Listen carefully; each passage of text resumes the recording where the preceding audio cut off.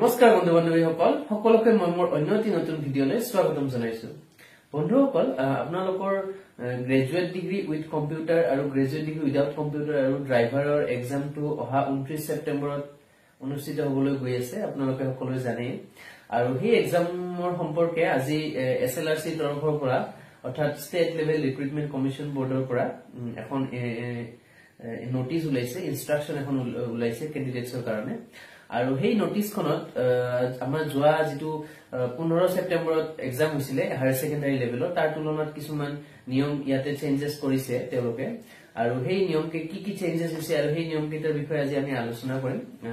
আহক ভিডিঅটো পলম নকৰাকৈ আৰম্ভ কৰো মই স্ক্ৰিনত নোটিছখন শেয়াৰ কৰিছো আপোনালোকে চাব তথাপি মই এবাৰ পঢ়ি দিছো এছা বন্ধুসকল state level recruitment commission for class 3 post তেওঁলোকৰ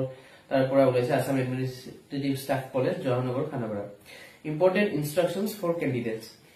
মই ওপৰখিনি নপঢ়ো বাৰু বাকি পইণ্ট কেইটা পঢ়ি দিছো আপোনালোকে চাব before starting to answer on the OMR answer sheet candidate must ensure that the OMR answer sheet belongs to him or her on the basis of roll number mentioned on the OMR answer sheet অর্থাৎ OMR answer sheet আপোনালোকৰ যেটো roll number আছে এটো আপোনালোকে ভালদৰে চাই লব যে এইখন OMR sheet আপোনালোকৰ নিজৰ roll number টো লিখা আছে না নাই মিলাই চাব এডমিট কাৰ্ডৰ লগত তাৰ পিছত আছে বন্ধুসকল candidates are advised to verify the location of the examination venue a day in advance so that they do not face any problem on the day of examination all the candidates are directed to report at least 1.5 hour এখিনি আগৰদৰে আছে বন্ধুসকল যে আপোনালোকে 1.5 ঘণ্টা আগত আপোনালোকে examination ভেন্যুত গৈ পাবগে লাগিব তাৰ পিছত আছে বন্ধুসকল no candidates shall be permitted to enter the examination center after the gate closing time অৰ্থাৎ আপোনালোকৰ এক্সাম ষ্টাৰ্ট হোৱাৰ পিছত আপোনালোকক এক্সাম হলত সোমাব দিয়া নহব বা চেণ্টাৰত প্ৰৱেশ কৰিব দিয়া নহব তাৰ পিছত সব বন্ধুসকল এটা আপোনালোকৰ বোল্ড কৰি লিখি দিয়া আছে frisking will be carried out by the police and or by the authorized personnel manually as well as through metal detector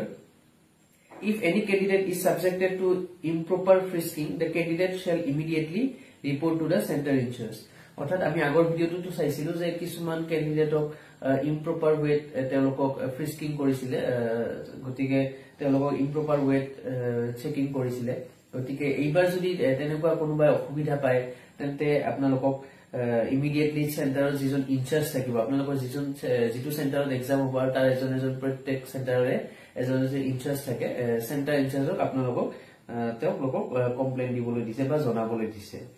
তাৰ পিছত সব বন্ধুসকল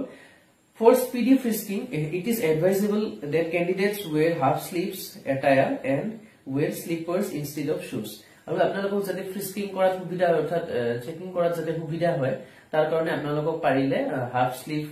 ড্ৰেছ পিন্ধিব দিছে আৰু জোতাৰ হলনি আপোনালোকক স্যান্ডেল পিন্ধি যাবলৈ দিছে এক্সামিনেশন হলত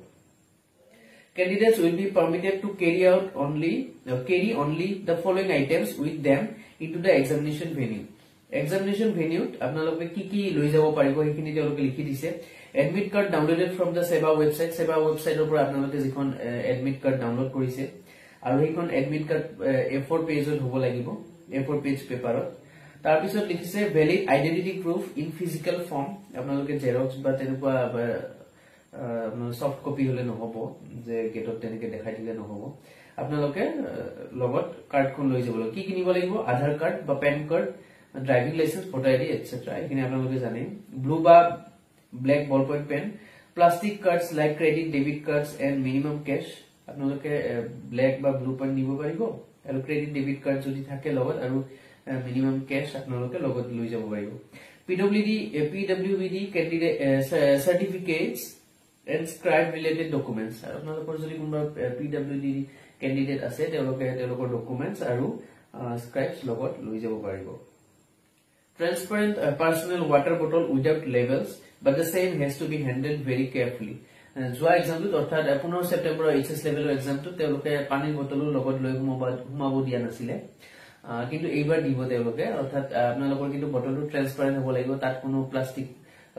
বটলৰ ওপৰত লেবেল বা তেনেকুৱা টাইপৰ বটল লৈ যাব নিদিব লগতে মেটেলৰ যদি বটল আপোনালোকে নিম বুলি ভাবিছে তেনেকুৱা বটলৰ নিব নিদিব কিন্তু বটলটো সম্পূৰ্ণ ট্ৰান্সপাৰেন্ট হ'ব লাগিব তাৰ পিছত সব বন্ধুসকল candidates will be allowed to take away their question booklets after the examination আপোনালোকে exam complete হোৱাৰ পিছত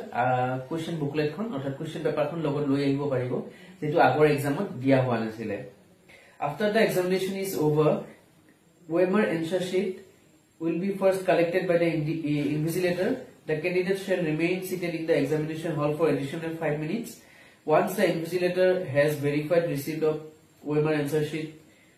and is satisfied candidates will be allowed to take away their question booklets and leave the examination hall আৰু আপোনালোকৰ যিজন invigilator থাকিব তেওঁলোকে আপোনালোকৰ OMR বোৰ কালেক্ট কৰাৰ পিছতহে আপোনালোকে এক্সামিনেশন হলৰ পৰা ওলাই আহিব পাৰিব গতিকে বন্ধুসকল আজি যিখন নোটিছ তাত মেইনলি দুটা কথাই ইম্পৰ্টেন্ট আছিল এটা হৈছে ওয়াটাৰ বটল আপোনালোকে ট্ৰান্সপাৰেন্ট বটল লৈ যাব পাৰিব মেটেল জাতীয় যিবোৰ ট্ৰান্সপাৰেন্ট বটল নহয় এইবোৰ আপোনালোকে নিব নোৱাৰিব দুই নম্বৰ হল আপোনালোকক পাৰিলে শুৰ হলনি জোতাৰ হলনি স্যান্ডেল পিন্ধি যাবলৈ দিয়া হৈছে আৰু ফুল শাৰ্ট বা তেনেকে আপোনালোকৰ হাফ স্লিভত যদি যাব পাৰে তেওঁলোকে কৈছে যদি হাফ স্লিভত যাব পাৰে তেতিয়া হলে ফ্ৰিস্কিং কৰাত বা চেকিং কৰাত সুবিধা হয় গতিকে পাৰিলে আপোনালোকক হাফ স্লিভ ড্ৰেছ পৰিধান কৰি যাবলৈ দিয়া হৈছে গতিকে বন্ধুসকল এইখিনি আছিল আজি নোটিছখনত মই নোটিছখন স্ক্ৰিনত শেয়াৰ কৰিছো আপোনালোকে দেখিছে তাৰ পিছতো যদি আপোনালোকৰ কিবা কোৱেৰি থাকে যদি কিবা কোৱেশ্চন থাকে কমেন্ট বক্সত জনাব থ্যাংক ইউ